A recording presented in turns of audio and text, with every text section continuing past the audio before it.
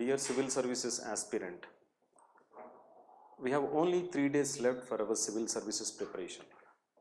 In fact, within a matter of 3 days, you have to revise all those things that you would have already read till now. And not only that, you would have already practiced enormously to crack this Civil Service Prelims examination. But I would like to discuss with you one particular strategy of attempting questions in Civil Services Prelims that would be held on June 3rd, this particular year 2018. That strategy is a strategy which, based on my experience of almost 16 years in teaching Civil Service examination and almost 26 years of preparation plus or my association with Civil Service examination, this is a strategy which generally happens, or this is a strategy with which you can actually approach your prelims question paper and try to attempt those questions. And this is a strategy which had been so successful all these years for my students, and I hope the same strategy, if you are able to understand and try to adopt, this would really be play an instrumental role in your success in prelims examination. Let me discuss this strategy in my next slide. What would be this strategy all about? Now, see, in Civil Services Preliminary, especially GS paper 1, you almost have 100 questions that you are going to attempt in a matter of 2 hours. That is equivalent to 120 minutes, right?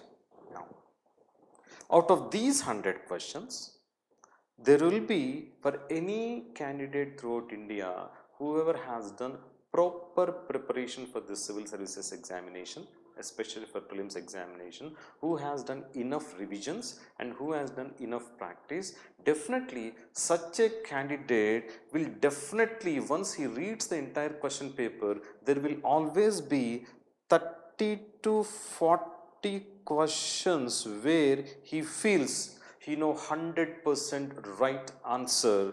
That means he is very much confident that these 30 to 40 questions he got it 100% correct. And at the same time, there will be somewhere around 10 to 20 questions which he feels like, yes, he cannot attempt those questions because he definitely don't know the right answer at all.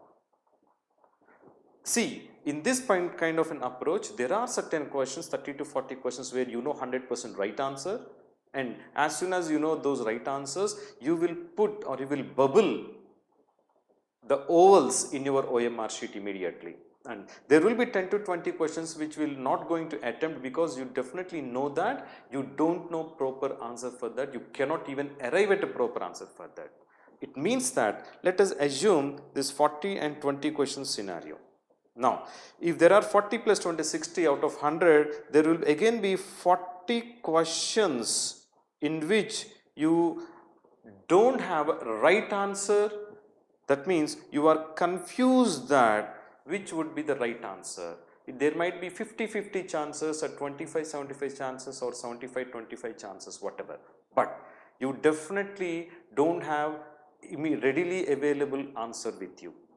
That means you are somewhere or the other confused in identifying a right answer for nearly 40 questions. And remember one thing, dear friends, getting only 40 questions right answers is not sufficient to clear prelims examination, quite obviously, because you need to have 52 to 55 net right questions. Net right questions. What are net right questions? Net right questions are nothing but correct questions minus 1/3 of wrong. That means whatever questions you attempted, out of which there would be certain correct questions minus 1/3 of the responses of negative or wrong answers that you have given, which gives us the net right questions. Now, to qualify Civil Service Prelims examination, especially paper 1, you need to have 52 to 55 net questions to be correct. Now, what you have with you is only 40 questions. That it means that 40 questions, 40 questions means that you have to cross the barrier to qualify this prelims at least another 12 to 15 questions you need to have net right answers with you. For that, definitely what is important for you is to get certain questions from these 40 questions, you need to get it right. How is it possible? How is it possible? There are two varieties of these questions. One is you have to go with an approach called as elimination, and another approach called as guesswork. The two approaches of clearing prelims would be elimination and guesswork. Now, how to do this elimination and guesswork? See, one thing that I can tell you here, in any given examination or any given aspirant, if you see, if you broadly classify the prelim syllabus, you will have topics like polity, economy, geography, history, right? Along with that, there might be certain topics, additional topics like science and technology, current affairs, and then ecology and biodiversity. Assuming that broadly this entire thing is classified into polity, economy, geography, history, assuming that there are 4 such topics, and out of these 40 questions, we have 10 questions from here, polity, 10 questions for economy, 10 questions from geography, 10 questions from history, suppose. Even this might include science and technology, current affairs, and ecology and biodiversity also. Then, there might be certain topics in these polity, economy, geography, history broadly classified into 4, wherein there might be at least 1 or 2 topics in which you have very good conceptual clarity, and in those topics, if any given question is there, you know that you can come out of the confusion of arriving at a right answer. That means by elimination of wrong answers, you can arrive at a correct answer. That is possible in 1 or 2 of the topics. Assuming that you are clear in the concepts of polity or you are clear in the concepts of geography, suppose 20 questions. Now, in all such cases, the probability of arriving at right answers, it might be 75% in all such areas, because you have very good conceptual clarity, therefore the possibility of arriving at right answer is nearly 75%. Now, if it is 75% out of 20 questions, it would be 15 questions correct and 5 questions wrong. For our calculation purposes, let us assume that it would be 14 questions correct and 5 questions wrong, suppose, or 6 questions wrong out of 20 of polity and geography, wherein you have 75% of success. Therefore, the net questions that would be correct would be 14 minus 1/3 of 6, which would be 12 questions. These 12 questions adds up to this 40. That means it would be 40 questions which are already right plus 12 questions which come from here. That means almost 42, but it's almost 52. The 52 itself is not sufficient as of now, because there is a possibility that the cutoff might increase, might be 55 sometimes. Therefore, in order to approach that additional 3 questions, you need to again go with the next one called as guesswork. Now, how to go with guesswork? The guesswork you have to do definitely on the topics like economy and history, that depending upon the case, some people will have different other topics to go with guesswork, some people have some other topics to go with guesswork. So with this guesswork, if you want to go guesswork, then obviously, assuming that, see, if the probability of getting good guesswork may not be so good for you because these some other concepts you are not so clear at, let us assume that it is only 50% of chances that your guesswork might be correct. Now, what happens? There are 20 questions of which you have only 50% of chances. That means assuming that it is only 11 questions which are correct and 9 questions which are wrong, supposed to make things clear for calculation purposes. It means 11 minus 1/3 of 9, which comes as 8 questions again. That means plus 8 questions adds up to 60 questions. Dear friends, 60 questions you are able to crack with this particular strategy, that you have certain questions which are correct questions and you have certain questions which are completely wrong ones. Okay, and there are certain questions where you have 40 questions where you might have to go with elimination method or you might go with guesswork.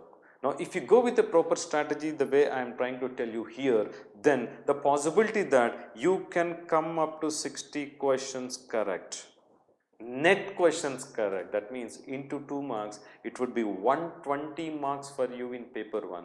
Dear friends, this 120 marks I think would be sufficient for you to clear prelims examination, provided you qualify in paper 2 CSAT exam.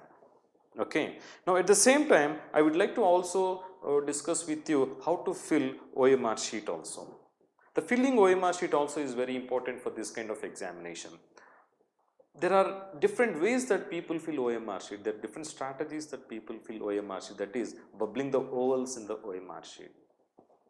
Now, generally, certain people go with, as soon as you read a question, you know 100% right answer. What you are going to do is, the question, any given question, you are going to fill the oval. You are going to fill the oval in the OMR sheet. It's a good strategy. It's a very beautiful strategy. As soon as you know the answer, 100% right answer, you fill oval for that question respectively in the OMR sheet. That's a good strategy. Certain other strategies also people adopt, like they try to get 5 questions which are right and then they fill the ovals. Some people go with 10 and fill the ovals. Some people go with 50 questions and fill the ovals. Some people go with 100 questions and fill the ovals. Now, dear friends, my suggestion is don't go with the last one. It is a very dangerous one. Very dangerous one. Don't go with the last one. Last one means that some people earmark last 5 or 10 minutes to fill all the ovals. Dear friends, it is a little bit dangerous one, risky ones, because sometimes you might feel difficult to find time also to fill the ovals. Of course, if you can keep track of your time, well and good, you can definitely adopt this strategy. But my suggestion is, try to see that in any cycle of filling of the OMR sheet, bubbles in the OMR sheet, you should have, every cycle should have as minimum number of questions as possible. The best way is, the top priority would be this one, and the second priority would be 5 questions, third priority would be 10, next priority would be 50, last priority would be for 100. So, dear friends, while filling OMR sheet also, please ensure that you follow your timeline properly first of all. Number 2, the number of questions that you will be filling in the OMR sheet in regular basis should be as minimum as possible to ensure that you stick on to the timelines properly. Okay, and my one last suggestion for you would be that as soon as you enter the examination hall, once the OMR sheet is given to you, before the question paper is given, OMR sheet would be given to you actually. And the OMR sheet is given, first fill your hall ticket and bubble. It also is, since it's a OMR sheet, you have to fill the ovals, bubble the ovals of your hall ticket also, right? And then any signature that you have to do also, you try to do that signature in front of an invigilator.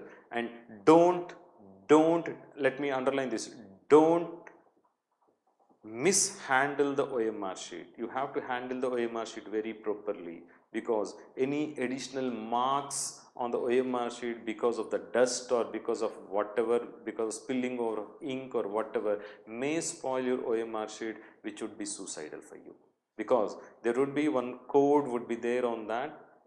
Okay, scanning code would be there. If that got disturbed, then your answer sheet may not be evaluated.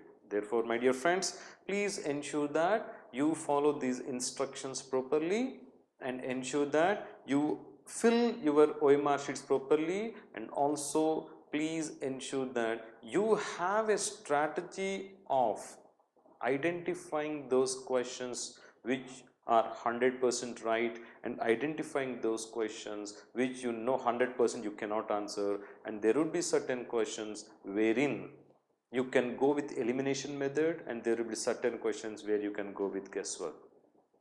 But definitely don't try to attempt 100 out of 100. That might be suicidal for you. But you want to cross this barrier, want to cross this prelims examination, it's not just reading or practice that is sufficient. You should have a proper strategy of identifying the right questions to answer. That is more important. Okay. Thank you so much, and all the best for you guys. Goodbye.